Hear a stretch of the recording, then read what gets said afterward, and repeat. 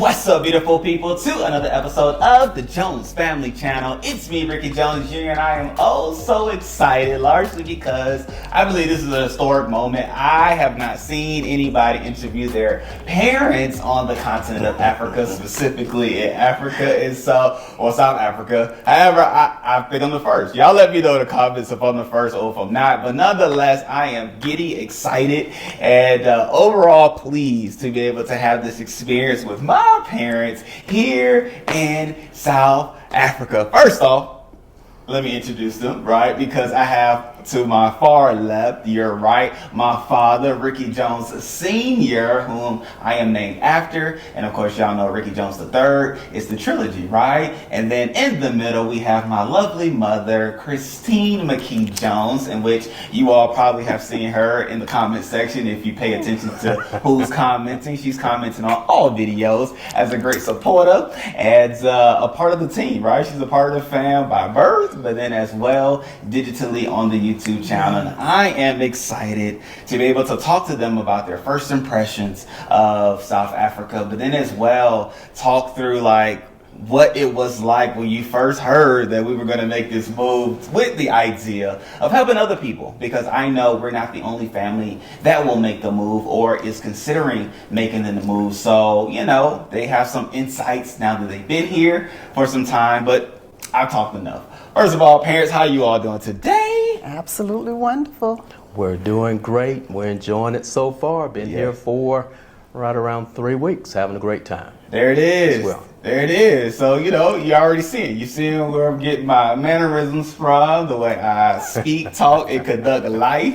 But what do you think? We're going to get into it. I have my questions written down this time, you know what I'm saying? I'm going to try to stick to the script as much as possible. And so the first question I have for you all is off script, oddly enough. If there's one word that you can use to describe South Africa, what would it be?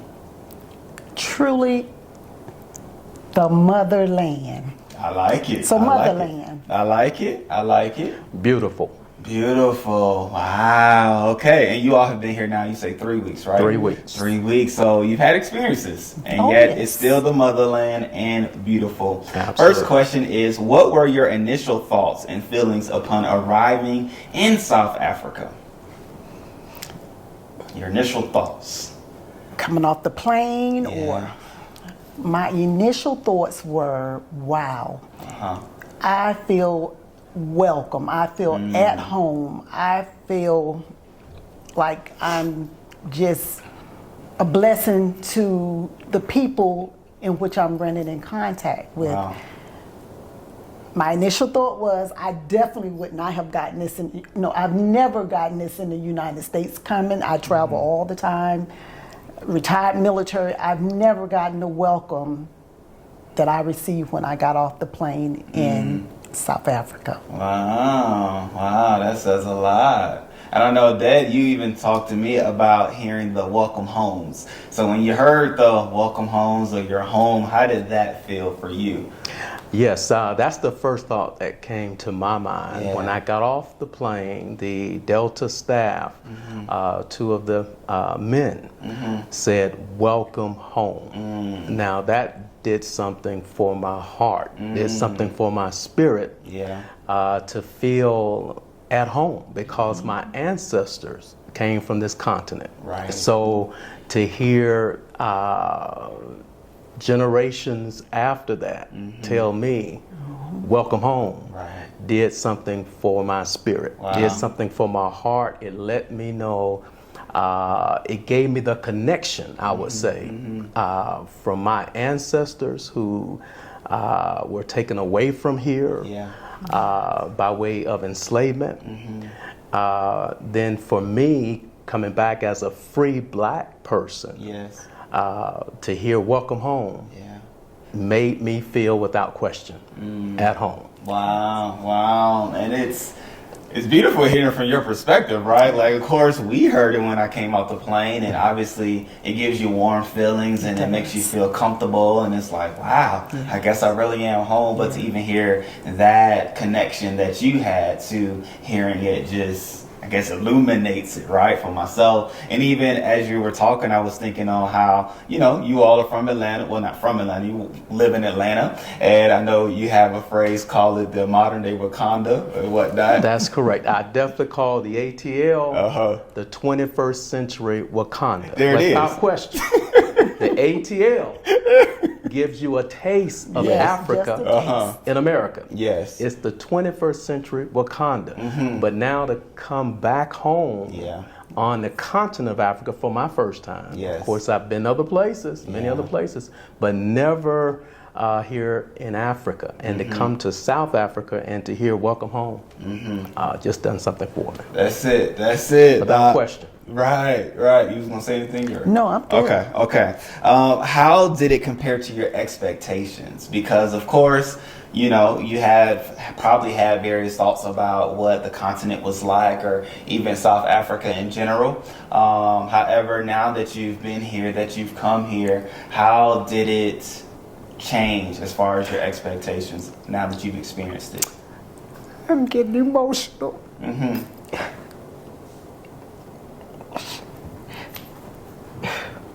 I didn't expect what I've received. Again, I've never felt as welcome as I feel here. I would say to each and every parent that has a child here, please, if you're physically able, come to South Africa, the motherland. Visit your ancestors' roots.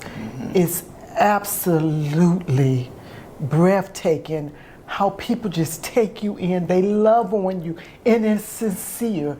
It's not phony. It's not fake. It's not because what they can get from you. You're blessing. It's like we're blessing them to be here. So I ask that you bless your child that's here by uniting with them here in South Africa.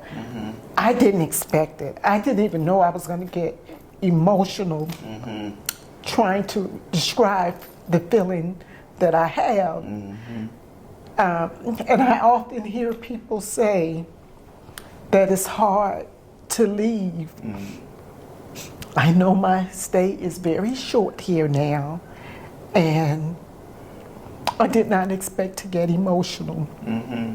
But this is truly, I understand what people say when they say this is home.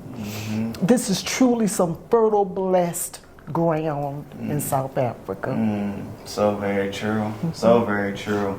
And obviously couldn't be said or felt any better, right? Because even as we've gone about, we've gone to restaurants, we've gone to church, and the people will call you mom, right? And that's something that you don't hear at all, really, in the States, outside of family, right? Family may call you mom if you've had that relationship with that individual. However, as we've just gone about our ways and days, you've heard it. That's right. But I'm in sure the States, for instance, young people, older people, they're so disrespectful today. I thank God that our son is respectful. He's mindful of where he came from, his roots. We raised him in the church. We raised him to be respectful.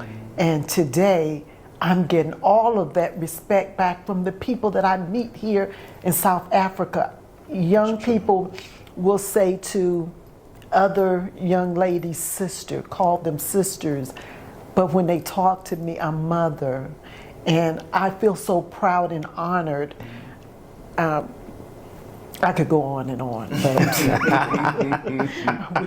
this could be a 2-hour, 2-day video with me telling you how great and how well respected I feel by being the mother of, we call him JR, the mother of JR, and then his peers, and even some people older than him, old enough to be his mother and father, calling me mother. They recognize the fact that I'm senior, and I am considered a senior.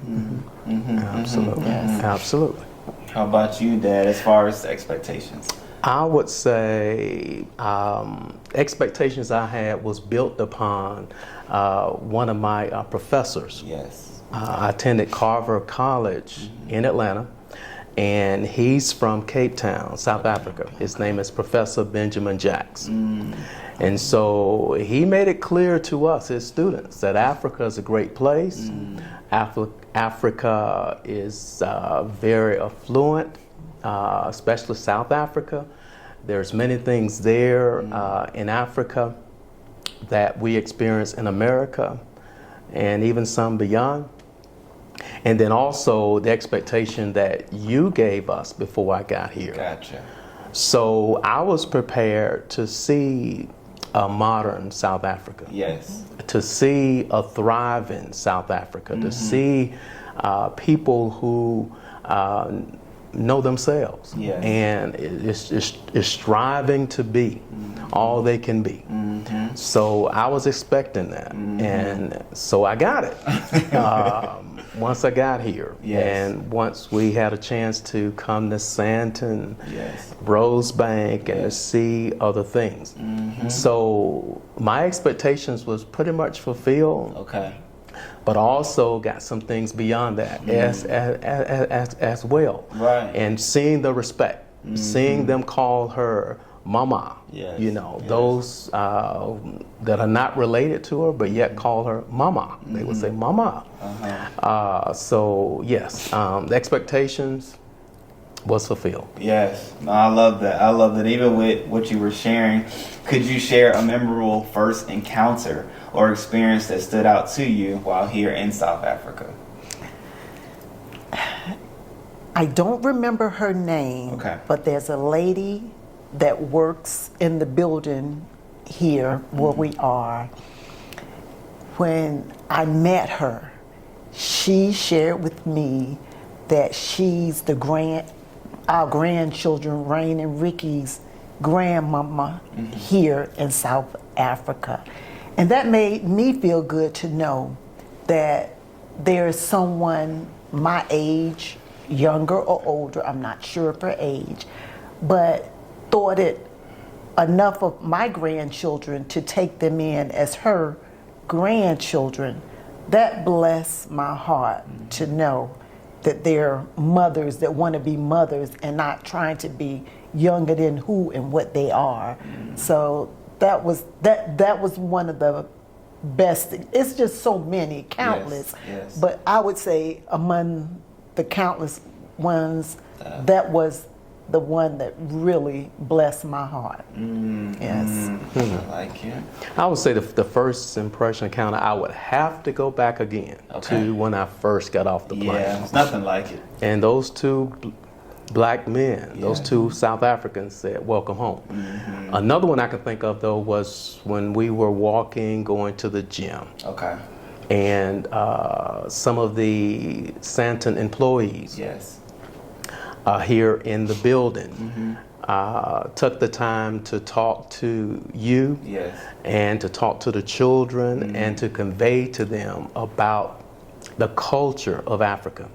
And to make it clear that, you know, they love humanity, they love family, they're strong in their cultural beliefs, and they take the time and spend time with you. It's not, that's true, you know, hey, see you, let's keep going.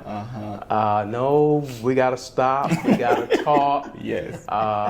You know, we say good morning or hello, and then they use their language, and then once they hear that you can't speak their language, they will say hello to you. But we need to talk. And of course, in America, pretty much we have, you know, we want to keep it moving. We might want to speak to you, but we want to keep it moving. But no, they want to talk to you, see how you're doing, how was your day, how are you doing. So I really appreciate that. Great first impression, and that sticks with me. No, that's so very true. Like, that was something we had to adjust to. Because we are used to moving, right? Saying hello, keeping it moving, keeping it going about our day. However, as I've come across various South Africans, they would say there's no rush in South Africa. And it's like, okay. Okay, let me put on my mindset that you have. Yes, Let me stay here. Let me not look aggravated or tap my feet or antsy about my next move. Let me just stay here when I can, because not every time I can. But nonetheless, I love that. And even what we're talking about during this time is rooted around the people of South Africa, the people that we've come in contact with in Johannesburg. Like I say, the ones that I come across, they're cut above. Like, it's not the normal person, right? It's not what you're used to. Let's say it this way. Back in the States, why do you think that's so? Let me just ask that, because obviously it's something that we could try to repeat in our kids, try to repeat in the next generations. And as a parent, you all parented me. Now I'm parenting. How could we instill those qualities or characteristics of the people that we're meeting here into even the next generations? I think it begins with the roots at home. Okay. The university in which I attended in the States, Virginia State University. There it is. HBCU. Yes. I went to school with several Africans. They are so well disciplined. Okay. They take education very serious, as we rooted and grounded you in, telling you how important education is. And what we would always say is, in all you're getting, get understanding. Yes, ma'am. You can go to school forever and a day and not get anything out of it. No understanding, no roots, but it's all going to come back around. Yes. In life, you see where the chemistry as an adult made a difference when you really got it. Correct. How the algebra, whatever subject you take, you see how as life evolved, those things matter. It's going to come back. There's going to come a time where you're going to need those things. Yes. And I just saw how well rooted and grounded and respectful the Africans that I went to school with. And again, I think it goes back to your upbringing. Okay. And we worked hard at doing for you what our parents did for us. Yes, ma'am. Our parents stressed education, discipline, and most of all, they brought us up in the church. Yes. Yes. And I think we did a great job raising you. I agree. If I can. I agree. Yeah, so that would be my answer. Okay. I like that. And I would think maybe from more of a cultural perspective, and from a socio-political perspective, the struggle that South Africans went through apartheid. Yes. Right. And they just recently have come out of that struggle in the latter 80s, early 90s. So I think that, and it's just my perspective as an African American, outside looking in, being here a short period of time, looking at them, they know the importance of family, culture. Let's work together. Let's help one another. Yes. So we can, pull one another up. Yes. And to get better, to do better, to have better. Yes. And so with us back in America, we dealt with much struggle, and the main struggle took place in the 60s, the civil rights movement. And so it's been a longer time for us. And so we tend probably not to be more attentive to one another in helping one another, because we're a little further away from that major struggle of the 60s, whereas they are just coming out of the struggle in the early 90s and latter 80s. So yes, we can learn from one another, and I think that will help. By us as African Americans being more conscious of one another's struggle, and helping one another, and just being more cognizant of one another, whatever the struggle may be, in helping, whether that be family or whether that be extended family, whether it be friends or neighbors. like they're doing now, more so in Africa, again because of the recent freedoms and civil rights and things that they're experiencing, which we enjoyed right now 60 some plus years ago. Okay. Yeah. Now, that makes sense. And you even touched on the next question I had. But even to speak to what you said, I know when we first came here the first time last year, we came across South Africans, some great brothers, which, we'll have to have them on one day. However, they told us about the phrase, a ideology of Ubuntu, which is what they go by, which the phrase means, the word means, I am because you are. So it speaks to a unity of people, a unity of humanity and civilization. And so it has that connotation that, I do what I do to help you do what you do, and vice versa. And I have come across that as I've come in contact with various people. And it's like, your network grows the more you speak. If you talk to somebody that help you to get to the next step, or that help you to go through another door, and it's never like this, oh no, like let me just keep it to myself and hug it to myself. Like, no, I'm gonna share it with you because again, I am because you are. And I think we've come in contact with that while here, which is unique, which is special, which feels great, right? It's like truly there is enough for us all. So we don't have to hog it, or we, have to, have that crab-like mentality that some of us are still shedding off as we make moves wherever we go around the world. And so, no, I love that. Like the people, hands down, obviously the people make the place, people make the country. And we can go on and on about the people here because they're special, they're unique, they're unlike any other. And to your points, when you experience it, it does something to you. It leaves a mark that can never be erased. That's right. And so, let me ask you that. Outside of the stories that you shared, what would be another story that you would share with somebody else back at home about your interactions with people? Because I know my uncle, my mom's brother's looking to making the move. Shouts out to your Uncle James, right? He's always attentive to the videos and things like that. What's another story? What's something that you would share to say, man, I hope that you get to experience what I experienced when I interacted with said individual?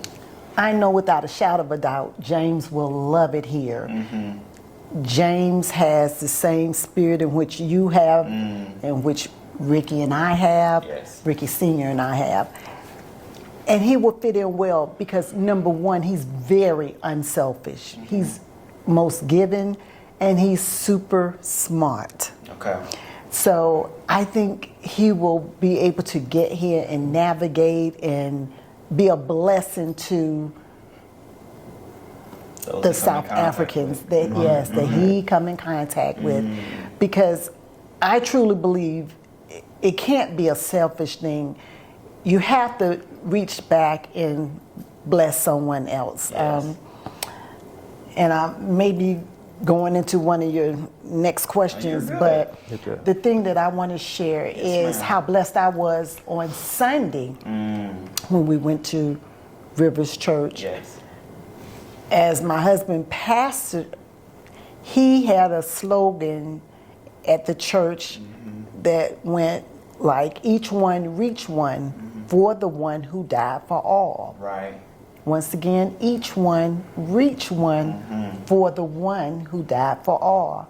And to get to the Rivers Church and see that basic same saying printed from big bold to small barely can read print. It goes to show how spiritually connected we are, because no doubt in my mind that slogan was given to Rickey Sr. as pastor through the Holy Spirit. Right. And there's no doubt in my mind that Rivers Church received that same message from God by way of the Holy Spirit. So it's not about me. It's not about Rickey Jr. nor Rickey Sr. It's about God and connecting us all together so we can be a blessing to the next one. And again, as you say, we can't be selfish. It's no way you can come to Johannesburg, South Africa, and be selfish and think about yourself. Right. Because everybody else is just loving on you, blessing you, grateful to meet you, grateful to see you again and again and again. So it takes a really sick mind to come to Johannesburg, South Africa, and try to think like you probably thought in the United States. You don't have to be selfish here. It's enough, like they said, for all. And I just want to throw in a little extra. You see where Rickey gets his smarts from? His dad. His dad has always cleaned up the battlefield for me. You're doing amazing. I may divvy off a little bit. Come on. But his dad. Awesome. Well, thank you. You Yes. too, both of us. Right, you're doing great. Right. That was good. I like how you tie all of it in there into the spirit. And all this. Exactly. That's what we share. We share our Yes, faith, right? yes, we share yes, our we do. roots, Yes. where we're rooted from and grounded from, which Yes, is Christ, yes. right? Which is why we share those vlogs every Exactly, weekend. Because exactly. we go to church. We Yes, are we a do. family Yeah. that believes in God, Yes. believe in going to church and the importance thereof. And so I love how you tied in the various churches because, Yes. you know, growing up, it wasn't a Baptist church, right? Smaller as opposed to what's here. And just Rivers Church is just large in itself, right? Yes. Right. Not many churches are that large. Right. And so for the same God to speak to, yes, Dad, as well as the pastor here, Pastor Oliver, just speaks volumes, right? But it even speaks to the word. It lets us know we have brothers and sisters all around the world going through the various things that we're going through and dealing with. So Exactly. you did well. All that to say, you did well, you're doing well. Exactly. And you're going to keep it up, right? Okay. What about you, Dad? Anything comes to mind Well, that you would share? I would think just kind of piggybacking on what my wife mentioned Yes. when I was at Rivers Church for the Yes. first time. And you and your wife were taking the children to Kids Zone. Okay. And that was our first time attending the church. Yes. And so we wanted to see the setting for the children. And when we got to the door, of course, they're doing their job. That they initially were not going to allow us to come in because we were additional people who did not have children. That's right. However, I shared with that staff member Yes. that we are Americans visiting our children for the first time, and we wanted to see the Kids Zone and where our grandchildren would be learning about Christ at. I shared that with her. At first, of course, she did not let me in. So we stepped back, and I saw her go and talk to the director and share with that director, and which was a female, of course. Yes. And I'm sure she was explaining to them, this is their first visit. They're from America, first time. They want to come and see. They want to go in. Right. So after that conversation, the director came over, talked to us and said, we understand, yes, this is your first time here. We normally do not do this. Right. However, Right. since you shared this, and we want you to feel at home, we want you to feel comfortable and know that your children and your grandchildren are in a good place. Yes. We're going to let you come in and give you a guided tour. So she did something that normally they do not do, and this is on a Sunday morning. Right. So to me, that just did something for my heart to know that they were willing to go the extra mile for us, knowing that we were visitors, to let us see. And we had a great time really enjoying the tour, seeing our grandchildren in place, learning about Christ, and to know that they were in a safe environment, good place, and Rivers Church is a good place. So shouts out to Rivers Church, right? And as I always say, if you are looking for a church to visit, right, or call your home, definitely email us. I'll put our email down below, and I'll try to save a seat next to us, okay? Because church does fill up. But nonetheless, hey, fun times, good times. But even talking to the people, or lastly, my last question about the people here, which it's known, it being South Africa, is known as the Rainbow Nation. How have you all experienced that, or even noticed how much diversity you can come in contact with, whether it's in church, whether it's at the mall? We all had the opportunity to go to the kids' school, seeing it there. Just everywhere you go, speak to the diversity that you've seen. Wow. I can truly say it is so very well diverse. It takes me back to your upbringing. Yes. We moved from Augusta, Georgia to Atlanta when you were 5 years old in kindergarten. Yes. And shortly thereafter, by the time you were in the first grade, we moved to another county in Metro Atlanta, which was Gwinnett County, where you attended 1st through the 12th grade. When we built our home in Gwinnett County, our cul-de-sac alone was so very well diverse. It was like the We UE. had, yes, it was just like the Rainbow Nation. Correct. We had African Americans, which was us and one other family. We had people from Brasilia. We had people from Ethiopia. We had people from Russia, and lastly from, I think Virgin it was, Islands. Yeah, Virgin Islands. Okay. So you grew up in That that is type true. environment. Oh, that's good. Yeah.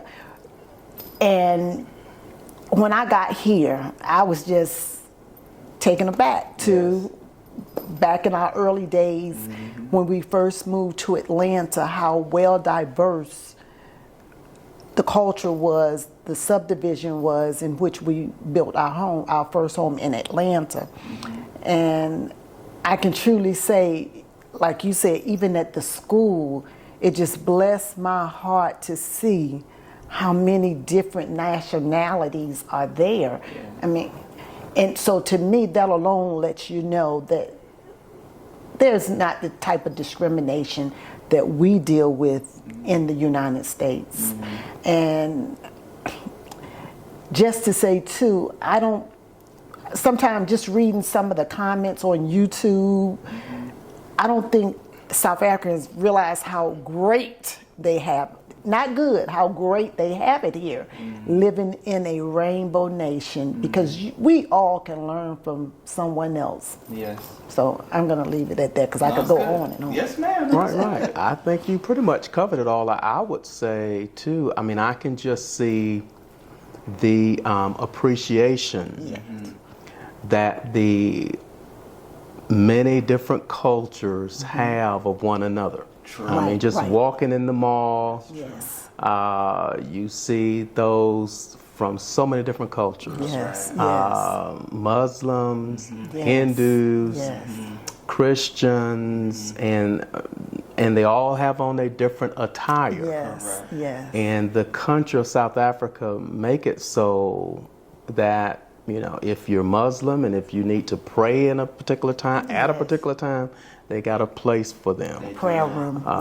They got a, you know, for Christians, whatever. So it really appears in this short period of time that I've been here that all the different cultures are really working hard at being one, appreciating one another, and yet recognizing their differences. So I think that's great for South Africa. So very true. Yeah. No, I agree. Well said. Go ahead. Just as even the first week that Brother Assad attended service with you, but prior to that, you had attended service with him, and you had never attended a service such as exactly. So, you know, God is doing a great work here. He's bringing various religions together, and I thank God that, you know, we're not so narrow-minded that we think if we're going to go and visit someone else's church,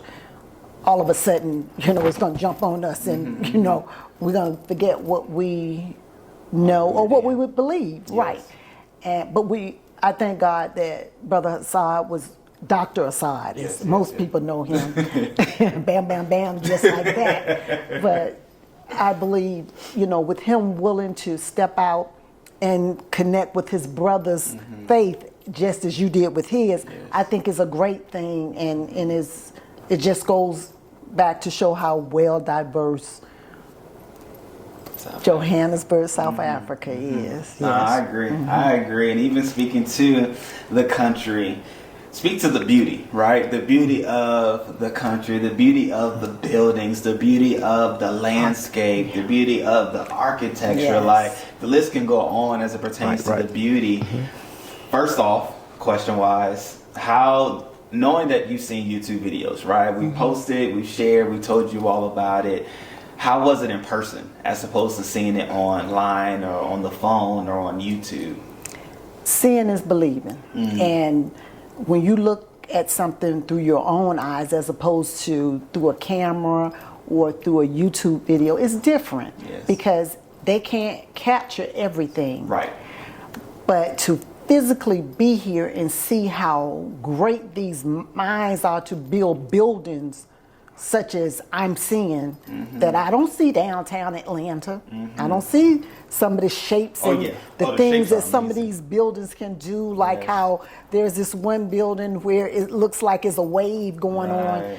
I don't see those type things in Metro Atlanta. They may be in California, they may be somewhere else, but I have not seen that type architecture and landscaping.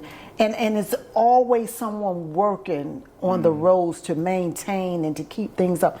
I think it's a great thing. And just seeing, I mean, we have just been, I would say, trying to put it in a good word.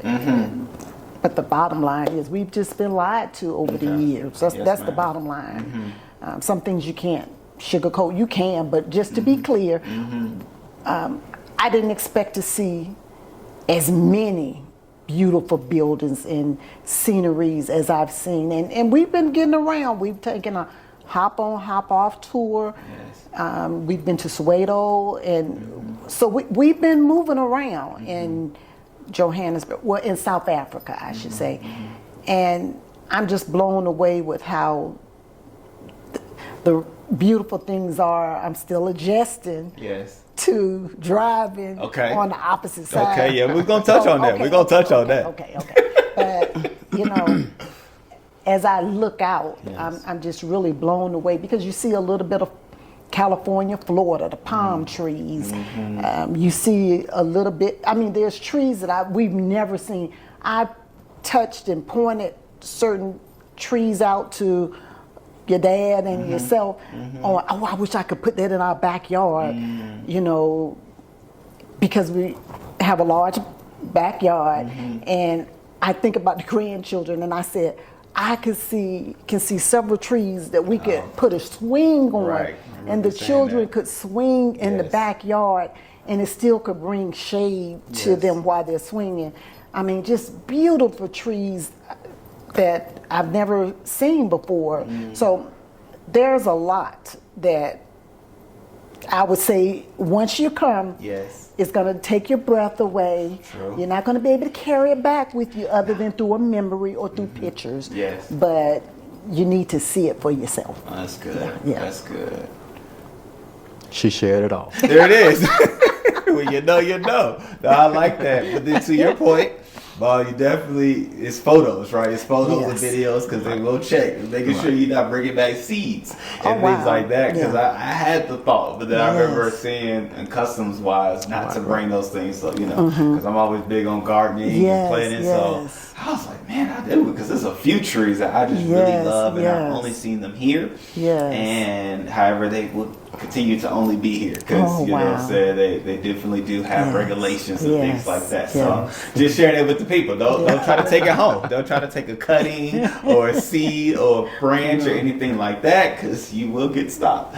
But speaking to, now we can shift into the experiences, right? Knowing that the riding for you all. I tried to get my dad to drive, y'all. I tried to get him. I tried to, you know, use words of convincing to try to get him, but it didn't happen just yet. I don't know. There's still time. But nonetheless, how has it been for you all to ride, whether it's on the left side or in the back seat as we've driven around these Joburg streets?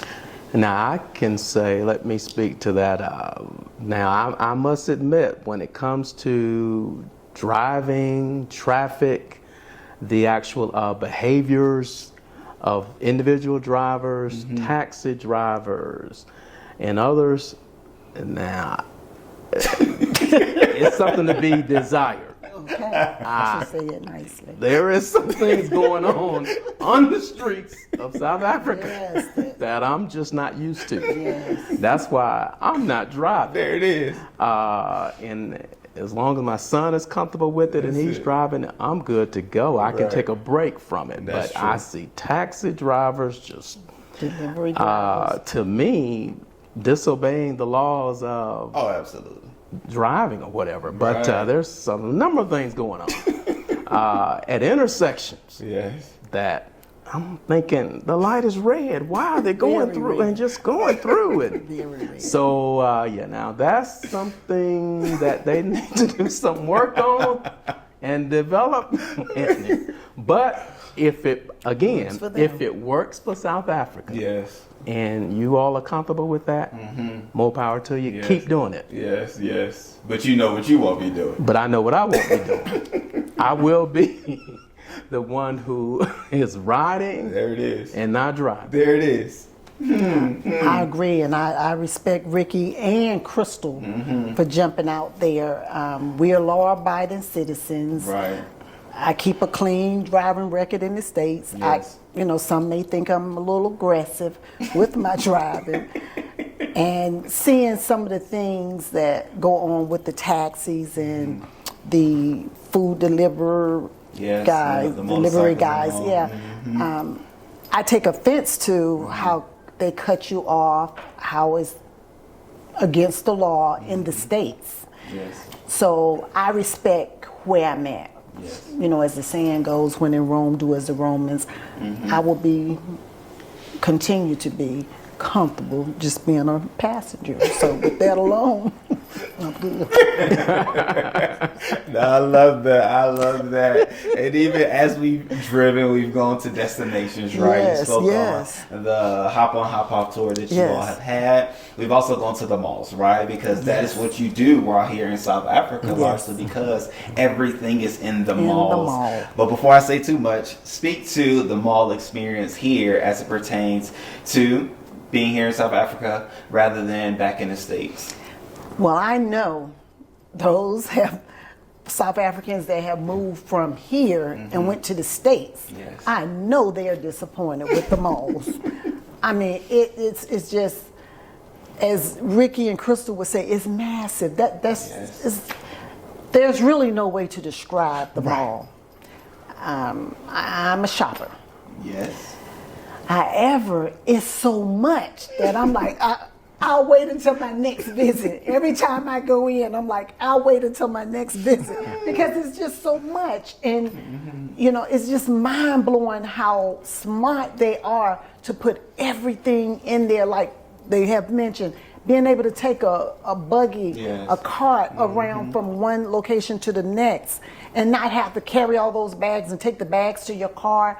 In the States, take a chance of someone seeing you put all that in your car and get robbed because the security in the States is nowhere near as top notch as it is here. True. There's security throughout the parking lots. Everywhere you go, there's security. There's someone that's pretty much looking after your safety. Right. That's not everywhere in the States. So the malls are, whoever came up with all those things to place in the mall was brilliant. And as long as those malls stay like that, they're going to continue to thrive. And I pray that eventually we get it to that point in the United States, that the malls become a one-stop shop. Yes, yeah. It's just, No, I love that. I love Even it, too. Before Dad jumps in, I want to say, Chrystle, we shared, right, about the mall experience. And South Africans have commented like, whoa, that's not in the malls there? Y'all don't have No. grocery stores in the mall there? There's not that. Like, what's in you all's malls? And he's like, it's just shopping for clothing specifically and eating, Household right? goods. And household goods. And maybe a Tesla or something in there. But outside of that, that's the extent of the malls. However, to your point, it's a one-stop shop here. Yes, the banking. Yes. Right. Everything. The pharmacy. The pharmacy. Multiple. In one mall. That's it. That's right. Multiple banks. Right. In one mall. Right. Whereas in the States, you may get a bank telly, Yep. but in most cases, you're going to be charged to use that. Yes. Whereas here, It's one-stop shop. All your banks pretty much are in your malls, right? All your Yes, South African yes, banks. yes. And knowing back in the States, back at home, we love Walmart, right? We're Walmart men. Well, I pretty much got it from you. And love Walmart. you jump in, jump out, get your things. But now here, you have the ability to go to the Benmore Gardens and make the walk and go in, get your things coming out. How has that been for you? Well, again, I would say my wife have said it all in that I'm really not a mall lover, period. Whether it be America or South Africa. I'm just not a mall lover. Only because I like to, once I know I need something, want something, whatever, I want to get in there, get it, get out. Yes. And of course, to your point, yes, I am a Walmart lover, love Walmart, visited 3-4 times a week. And again, I'm just going in one store, getting what I want, getting out of there. Right. So, of course, my wife is a mall lover. She's a shopper. She can shop from 8 o'clock in the morning until it closes. Security walking me out. Shut it down. So, yes, this is just ideal for my wife being in South Africa and everything being in one place in the mall. Ideal for her. Yeah. So she definitely have spoke to it with far more credibility and whatever than I. Right. No, I dig that. And I understand, right? I understand. Because there's a time and a place for it all. And so, to your point, right? You've done the hop on, hop off tour. And even speaking to that, which I love it in the sense that it gives you the opportunity to see Johannesburg, one quick swoop, right? Or it could be a longer swoop, depending on how you hop on and hop off the tour. And so I always recommend that as one of the things that you should do when you do visit Johannesburg, in that you all took it, right? What was a memorable moment during that tour? I would say what was memorable to me and most significant was, seeing the townships. Yes. Seeing Soweto, having read about it, having seen it on the news, 80s, 90s, but actually physically seeing it and seeing the city of Johannesburg. Yes. I know we talked about a lot of the great things and a lot of things that South Africa has done and have really blossomed and grown. Yes, sir. But just as in America, there's still some struggle. Yes. And but yet seeing the people of South Africa in the struggle, working to get better. Yes, sir. Working to be better, working to have. Yes. And so, seeing the inner city of Johannesburg was touching to my heart because I see that they're still trying to revive and turn things around, and things are turning around.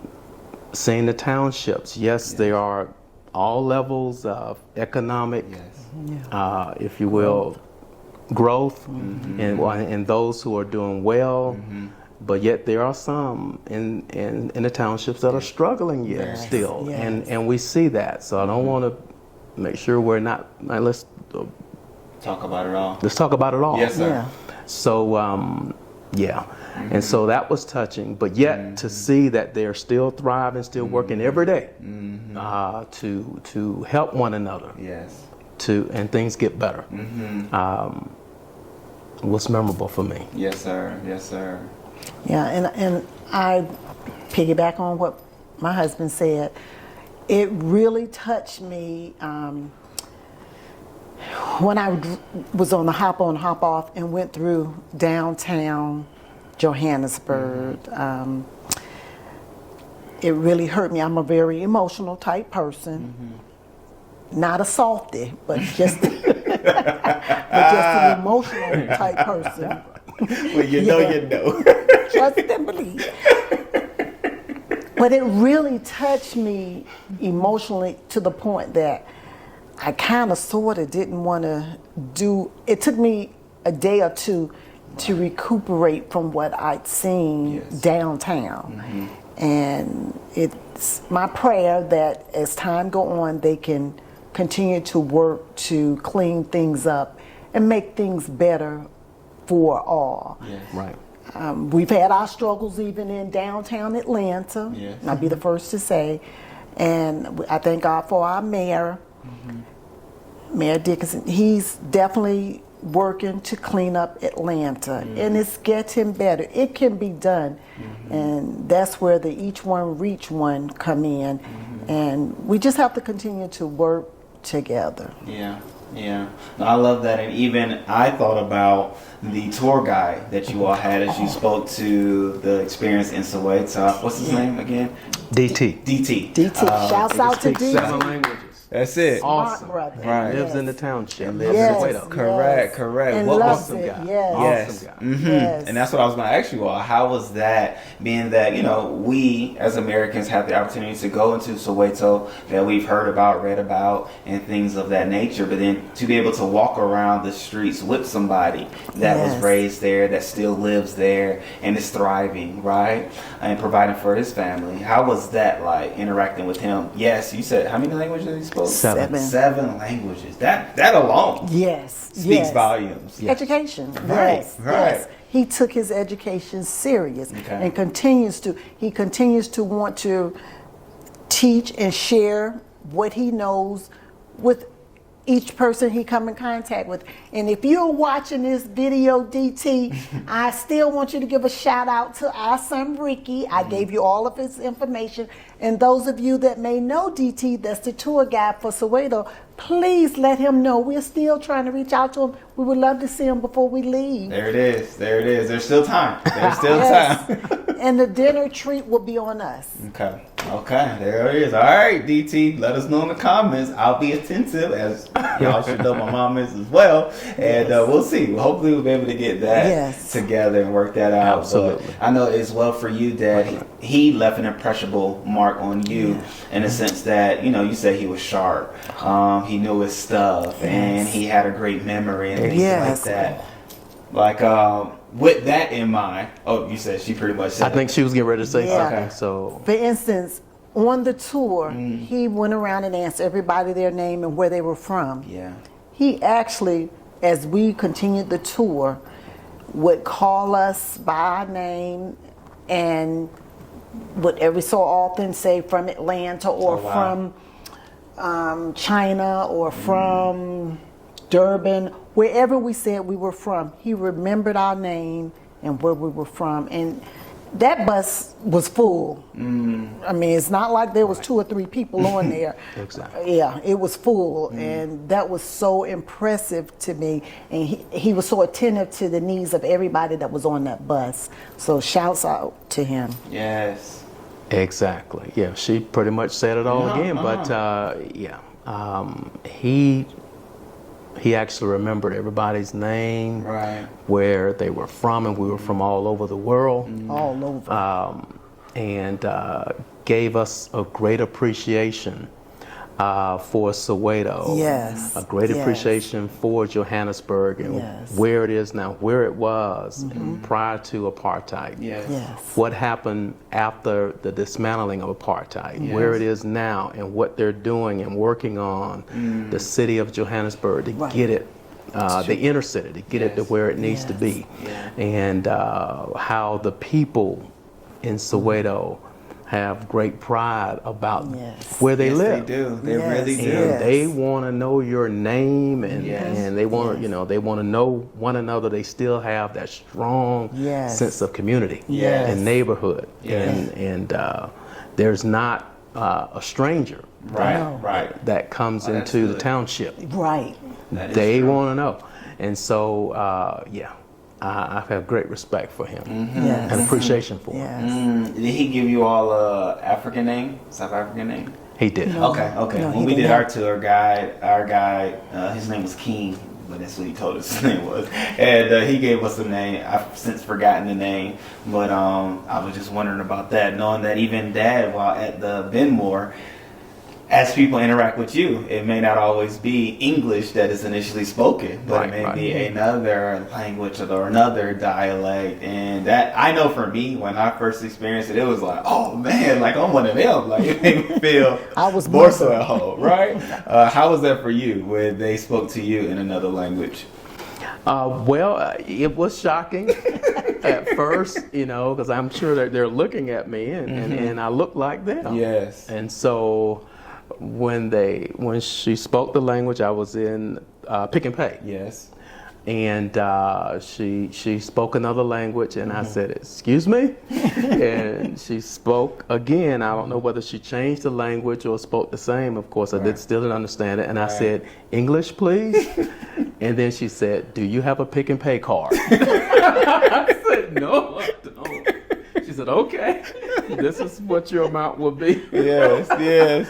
So, but I really enjoyed that, of course, because I'm African American, and they see me, they see me as one of them. Yes. So I appreciate that. Right. I just, couldn't speak the language. Correct. But I enjoyed it. I enjoyed being able to experience that. Yes, yeah. No, to your point, it's another sense of being home, right? Yes. Because if we can look like them and live life like them, then we feel more like who we're connected to, as you even spoke to in the beginning, as our ancestors were here, right?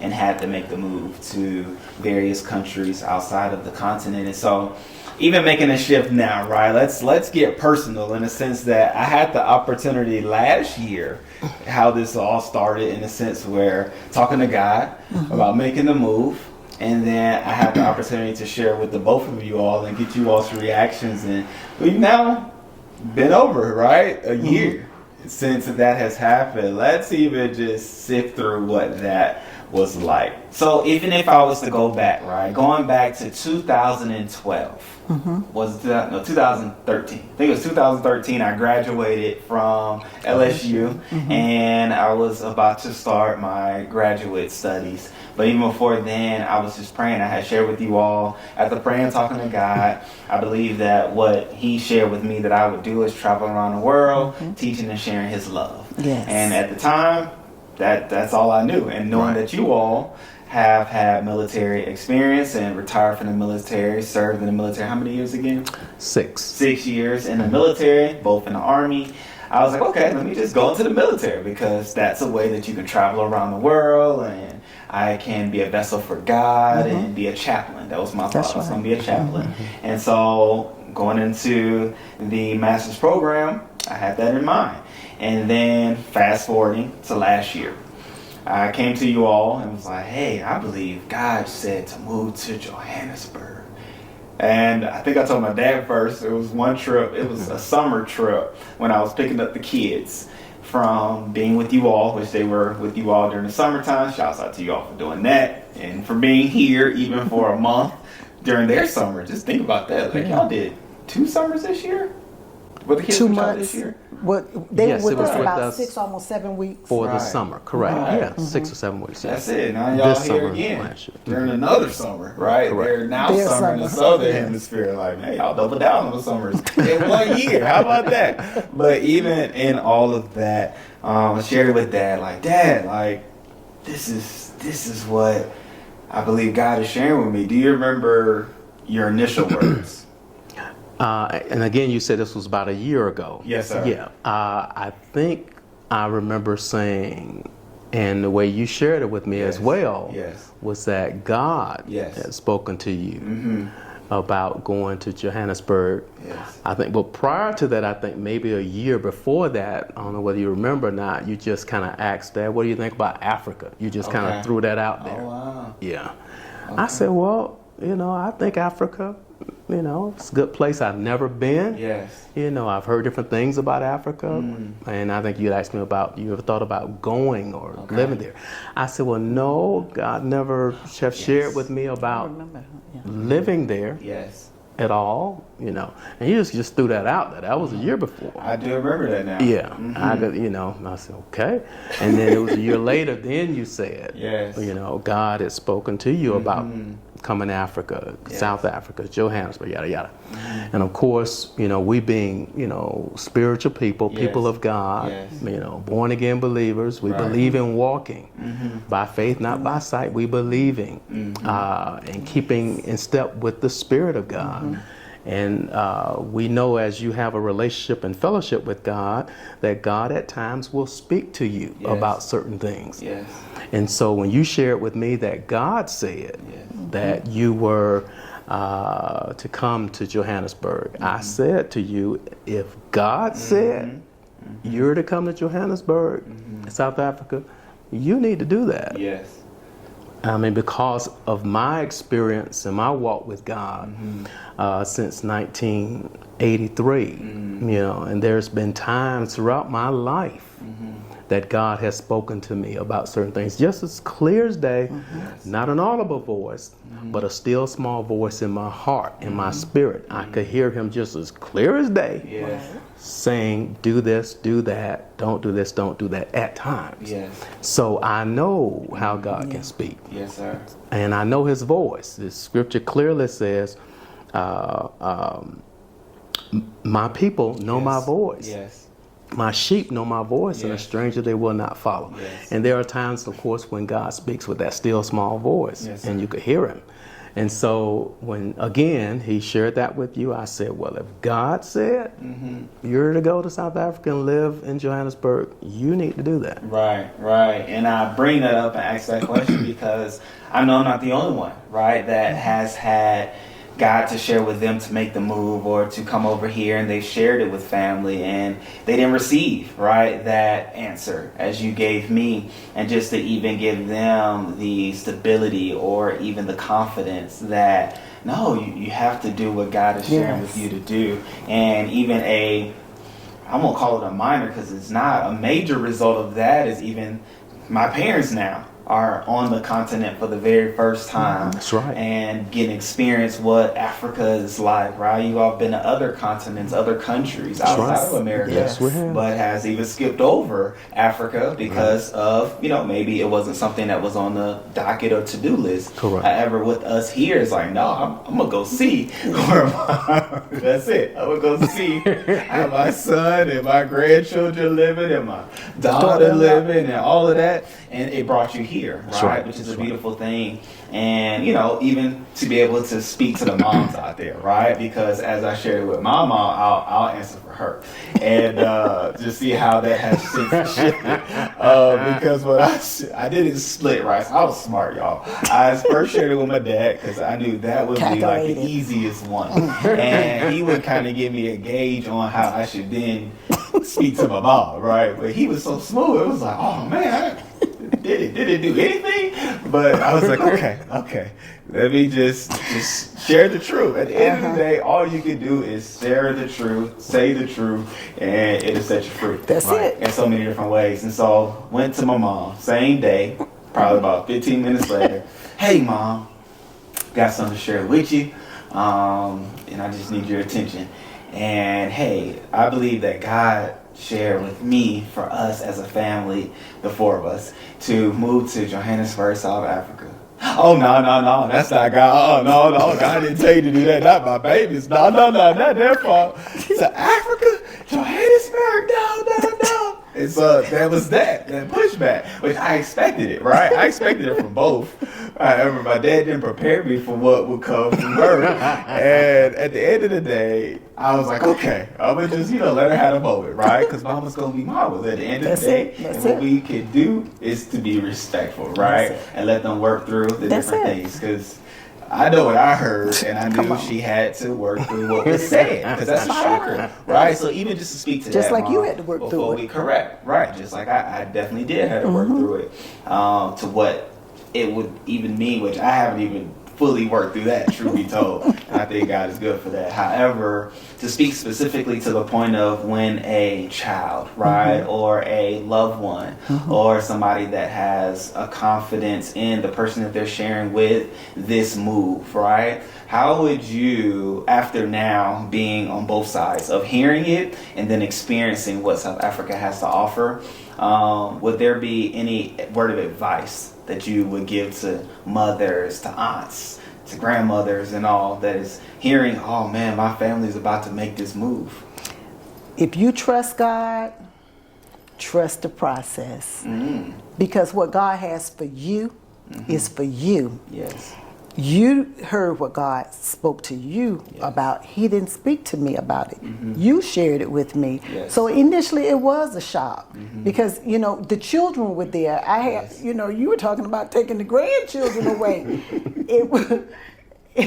Me too, but yes. I get it. Yes, and you know, you all are very much family oriented, and you all have such the Village. extended family is just as close. They filled in Tampa where your dad and I couldn't fill in because we were away. So when you initially told me, yes, it was a shocker, but I think God prepared me because, first of all, you went away to Valdosta, then you went away to Baton Rouge to LSU, then you came back home for a period of time and went to school for working on your master's. And so I was, you know, I became a little used to you going and coming, and then you got married, you and Chrystle got married and moved to Tampa. So I was used to you being away. But when you talked about being so far away, it was that initial shock. But I also, within that same little period of time you told me, I was like, okay. That's true. I understand. I say, as long as I can get a flight there, I'm okay. I'm good. You know. You already live away. You already live in Florida, so it takes a good little while for us to get to Florida. It's not a 10-minute drive. So, you know, it's just a longer flight. So I would say to the parents, the loved ones, the family members, when you have someone to come to you and tell you that God has spoken to their spirit, or that they have a feeling that they need to, or they desire to move to another city, country, wherever it may be, especially, well, we're talking about Johannesburg right now. Johannesburg, South Africa. Trust the process, because I think once you come over here physically and see how inviting, see how much is like home, but actually as it relates to security, I believe it's better here, less. I have not seen a police chase anybody. I have not seen anybody running down the street trying to get away. I've heard a siren, but I have not seen a single ambulance having to get through traffic to get someone to the hospital the way in Atlanta, you know, you're going to see all that, you know. And it could be probably because of where we are, but it's not, to me, where we are is nowhere near, and it compares nowhere near to where most people live in the United States, because not just live, but frequent, I should say. Not, you know, because we live in a nice area. However, where we frequent, there's always something going on, you know. Everything is a rush. But I would go back to when someone say that they are led to move to South Africa, just pray for them. And as God leads you, prayerfully you will be on one accord with that move that individual or those individuals would be making. And once things level itself out, be it because of health reasons or financial reasons, once you can save up the monies, or once you put your monies where they need to be to purchase a ticket, I would say the further out you purchase your ticket, the better the price will be. And there are certain time slots that I hear are the best times to purchase a ticket. We weren't looking at the time or the amount of the purchase. we were looking at trying to make it convenient to be able to be with Rickey and Chrystle and the children. So, you know, the most important thing for us was to be able to see them. And when I heard that video about asking the children how are they adjusting, how do they like South Africa, they liked it, but they missed their family. And I heard Ricky or Rain, one of them was saying that they missed their grandmama. They were living with their grandmother for a while before. Yes, and they were used to spending every Sunday with their grandmother and their first cousins. Yes, so I fully understood it. So they were here and we were there. We brought ourselves to them, and thank God. Prayerfully, the rest of the family will continue to follow suit. No, I dig that. I dig that and love that. And even to the point that you had made before the flight, long as I was a flight away. How was the flight, right? Because sometimes that can be the deterrent for people to make the journey, right? To make the visit. However, you all did it, survived it. You're here. How was the flight? Speak to that. I would say the flight, and we've taken long flights, you know, going to Israel, going to Italy, going to Hawaii. Were long flights. True. This one was the longest of all of them. However, it didn't feel that way. It was a 14-and-a-half-hour flight for us because we were flying not headwinds, but tailwinds. So it makes it faster. So it's 14.5 hours. Normally it's 15.5 hours, but if you're flying with the tailwind and not against it, not a headwind, you can get there faster. But it felt like 6 to 8 hours because leaving Atlanta, we left during the evening, 5:30, 6:30, around that time for 5:30. And so we got on and whatever, got settled in. They served us a dinner meal, and then we went to sleep. So we slept most of the flight. Yes, we watched movies and all of that, but it felt only like 8 hours. Only like 8 hours. Not bad at all. You can get up and walk around, and of course they're gonna feed you and serve you. It was, you know, not a bad flight at all. In fact, it felt shorter than flying to Italy, than flying to Hawaii, which was really shorter by hours, but it felt shorter flying here. And I think that has a lot to do with the timing.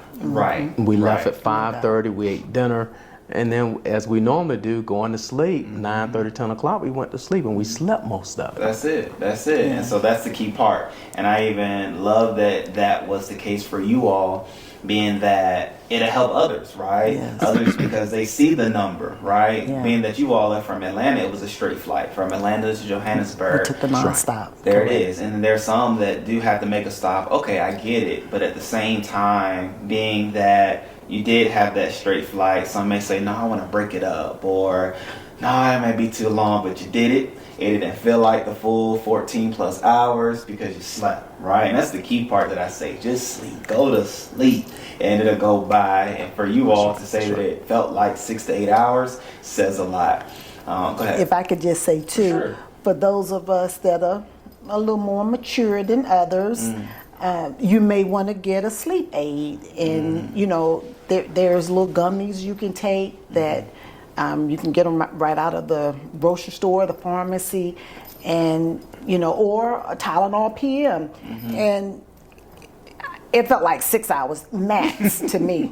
I had some Tylenol PM, and I slept very well. And they actually gave us a snack, then dinner, then there was more and more and more. I didn't watch a single movie. My husband did, but I slept once I took my Tylenol PM. He had to wake me up in order to eat. To eat. To, you know, because I was definitely resting. I was, you know, very comfortable. So no pain, and I was sleeping very well. There it is. Lastly, with you all obviously being parents, right? Parents of myself, and of course grandparents of the kids and all.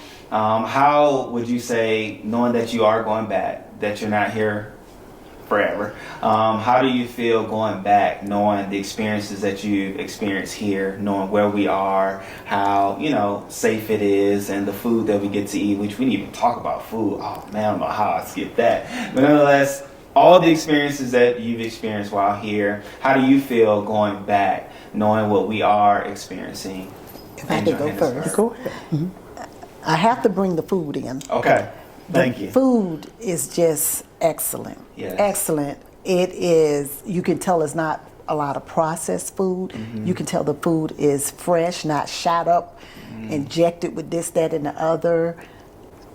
A lot of things that, again, we take for granted, we refrigerate, we freeze, is fresh in coolers, or, you know, it's not frozen in the refrigerator. At the restaurants, I mean, they do a magnificent job. Yes. It's little to no frying. Now, my favorite starch is potatoes. That's I it. love potatoes. Likewise. The chips are second to none. Ricky was brought up on me peeling. You know, I could go buy French fries, but I love to peel a potato and make fresh French fries, as you all call them, chips. Yes. And that's probably the main thing I've eaten fried. And KFC is just second to none. Yeah. They have us. They have us in the States beat hands down. But the food is great. So you have to do the food. You have to get out and dine. That's yes, it. just do some fast foods as well as fine dining, second to none.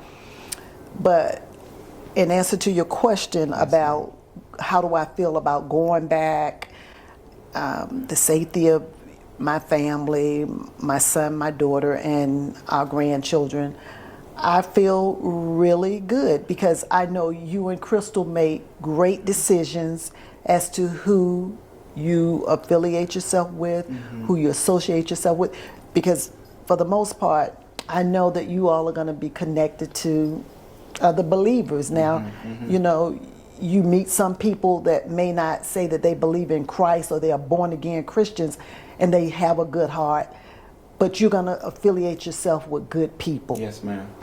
And I feel like God is going to continue to take care of you all. He's going to continue to reign over your life, and He's going to encamp His angels around you all. And He does for us what we can't do for ourselves. I can't be here in South Africa every day and be in Metro Atlanta and be in Virginia seeing about my mother. So God's got you all here. Yes. And this is a God-driven Journey. Yes, it Journey. is. Yes, it is. Yeah. Right. And I respect the process, and I can't do it any better than God can do it. Yes. Okay. So Okay. I feel great Yes. to leave you all. I feel like you're in great hands.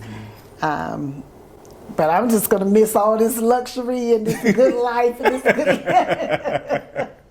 this fresh food and all of the above, the clean air. Yes. I mean, yeah, I'm going to miss it, but I'm grateful to see that you all are living your best life. Yes, and you're living according to what God has preordained for you all to do. Before you all came here, you and Chrystle were missionaries, traveling all over the world. Have done Other parts of Africa. and I was going to say that even other parts of Africa, you've already been in. So without a shadow of a doubt, you know, I feel great about what you all are doing Yes, ma'am. Okay. in Christ. Yeah, she's pretty much said it all there, Yes. everything. But yes, I would feel once I leave secured in the fact when it comes to, I would say, the government, Yes. when it comes to the security Yes. that South Africans provide for its citizens. I feel real good about that. Yes, sir. And I notice everywhere we go, for the most part, that they take safety and security top priority. Oh, Sure. yes, yes. So from that standpoint, oh yes, without question, I feel good about you all being here in South Africa. Yes. Of course, from the spiritual perspective, we know who's reigning. We know yes, who's no doubt. controlling. We know who is watching over your lives. Yes. So we trust God. We trust Christ. Yes. And as my wife said, we trust the process of what He's doing and the journey that Christ is leading you and your wife and your children on. Yes. For whatever period of time God has for you all to be here. Yes. No, nice. Thank you both, and well said. And even as you all were talking, like I said, I missed the food aspect of it. However, I must say I did get my father into an Indian restaurant, which he's never had Indian cuisine before. And I went to one of my favorite spots in Rosebank, my diners, and took them, but then they even went back by themselves to get some more. And so, I mean, that's even fun. That's even a joy for me, I must say. And I think one of the dishes that you love, if I could say the most, were the oxtails from Fire Room. I don't know if there was anything else that was better than that you had here. I know you spoke to the chips, but I know when you bit those oxtail, he was like, wait a minute. It fell off the bone. When it's good, it's good. Just distributed in my mouth before I even start chewing. Wow. Distributed in my mouth. Come on, man. Put on a commercial somewhere with it. I'm also getting... Before we leave. Okay, you want some more of the Fire Room? Yes. Okay, all right. And I'm gotta get some of her fried fish, and you have to do some of those salmon croquettes before you leave. Okay. And the scalloped potatoes with the onions in it, as Dad would say. Okay. He threw it out there a couple times. I'm just make sure it's on camera. She said, okay, so we gonna have it, and it's gonna be a good time, right? And I'm thankful to you both for taking the time to doing this interview with us all, because Again, I'm thankful that you all are here and have had the opportunity to experience what South Africa has to offer, but then as well just to experience it and see it all, because again, videos can't do it justice. Photos doesn't do it justice. It's something different when you're walking the land, when you're breathing the air, when you're interacting with the people and experiencing the foods, the customs, the cultures, and so forth and so on. And you know, obviously we want it for all. If anybody that wants to make the move or even to visit, definitely do so. If you want to connect with us, obviously we have our email down below. Reach out to us that way, and we'll continue to say hey. But with it all being said, any last words that y'all want to say? Obviously y'all my parents, so I'll give you the opportunity. I don't do it in other cases. It's been said. It's been said. All's been said. All's been said, great people. So until the next video, I will see you on the next one. Peace.